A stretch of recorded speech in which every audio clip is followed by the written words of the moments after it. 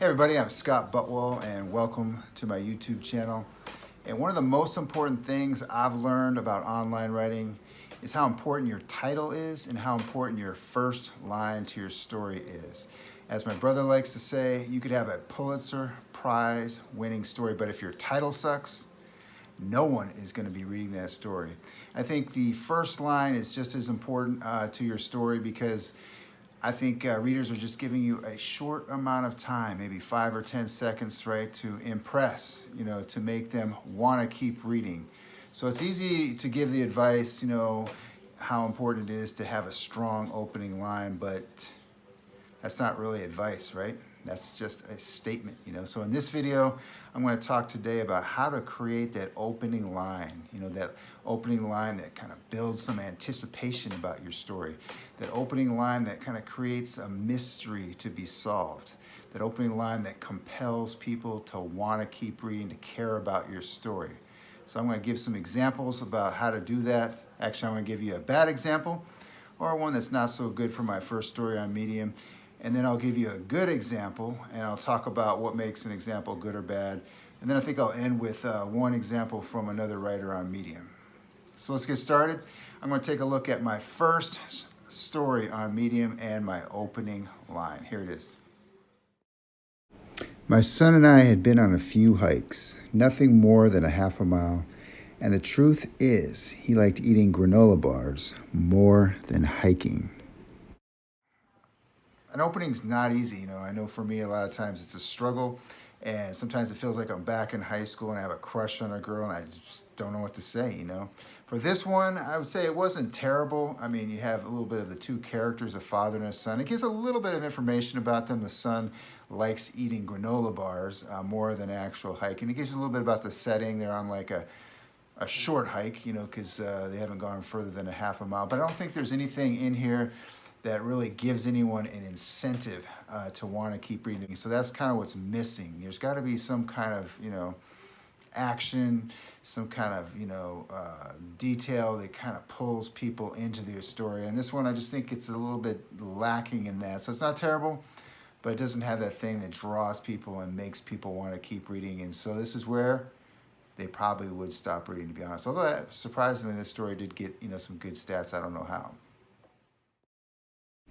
It wasn't the size of the line that bothered me. So this example, I think, was a lot better because I feel it's shorter, number one, and I think a good opening line to me, it's like making an impression with a person. You just have a short window of time, and I think in online writing, you really have like 5 to 10 seconds. So I feel like a one-sentence opening is very effective because, people are not going to give you a lot of time unless they know you on Medium. Then they'll give you more time. But people who are just reading for your first time, they're just giving you that little 10-second window. So a one-sentence opening is good. And this one, I feel, is good because it does create that mystery to be solved.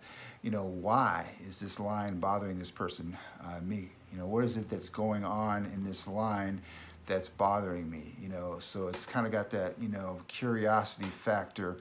It makes you think and wonder, hey, what is it about these people? It's not the size. So I think I'll read the opening. To me is designed to get you to the next sentence, which gets you to the next sentence. So the opening can be a series of paragraphs, usually short. But here's the rest of the opening for this example. It wasn't the size of the line that bothered me. I'm a patient person, and I bring a book with me almost everywhere I go. So it wasn't the 8-person deep line that got on my nerves. It was the fact that the people in line were the world's chattiest people that I'd ever been around. I'm not kidding.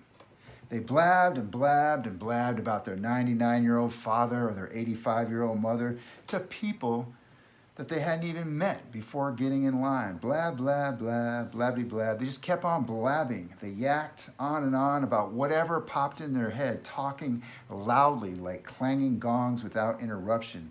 They sounded like a junior high band on the first day of practice. It was torture on my ears. I started to resent them because I could not hear myself think, and my thoughts began to turn into like a fog. And it was at that moment that I realized something that's taken me 52 years to know about myself. I'm autistic. Now it feels like we got a real mystery. You know, how can somebody, me, go 52 years and not know they're autistic, you know? And the other mystery is, you know, what are the actual signs, what are the autistic traits that I have that are making me, you know, self-diagnose myself as autistic? So that's what a really good opening does. It's kind of drawing you in with a mystery to compel you to keep reading. And it's hard to do. It's not easy to do, but it does take some work and really looking carefully at what you're doing and not just kind of writing whatever.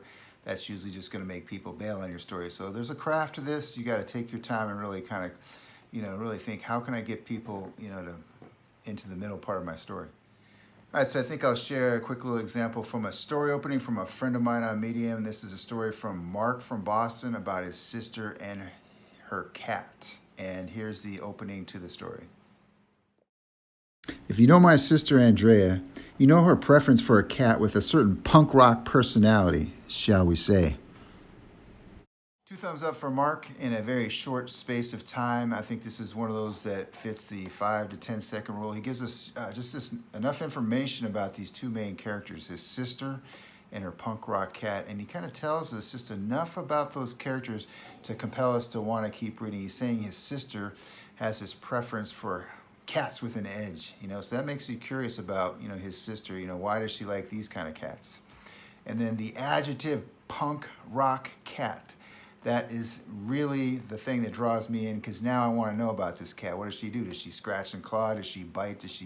I like one thing that Mark says in his story, that this cat leaves like little tattoo marks whenever Mark comes over to see his sister. So yeah, he gives these information in a short amount of space that draws you in to want to know more about these two characters. My pet peeve, by the way, is if a writer puts, you know, punk rock cat in their title and their opening, and then they don't deliver in the rest of the story, kind of telling why that cat is a punk rock cat, or why the sister has a preference for cats with an edge. Mark, he does an amazing job. He delivers, right? What he says in his title and what he says in his first paragraph, he shows you with show not tell details to make you really visualize this cat. So let's sum up here on how you can write stories with an opening that makes people want to keep reading, that compels them to keep reading. Here's 3 things that I look for in my openings that I think you should look for in your openings. So let's review real quick. Oh, what makes a strong opening? This might be a good screenshot, by the way, just to save into your phone so you can remember that a strong opening can create a mystery to be solved. So the rest of the story is that mystery to be solved. Also, foreshadowing. Tell us a little bit about the characters, or tell us about the setting that draws us in. And number 3, whatever you do, you got to compel us to keep reading. Build up some anticipation in your opening. So there it is. That's how you bleed your opening line. I hope you found this helpful and gave you some actionable tips on how to write strong openings so people will read your stories online for medium.com. And you put a lot of hard work in there, so always double check that opening line. That's what I do. Triple check, quadruple check to make sure you got a strong opening so people are actually going to read it. You can also go back. You can look at your story stats and go, oh my gosh, only 15% or 20% of people are reading. You can go back and actually open up the story, click on the 3 dots at the top, edit, and you can improve it, or you can change the headline. I do that all the time.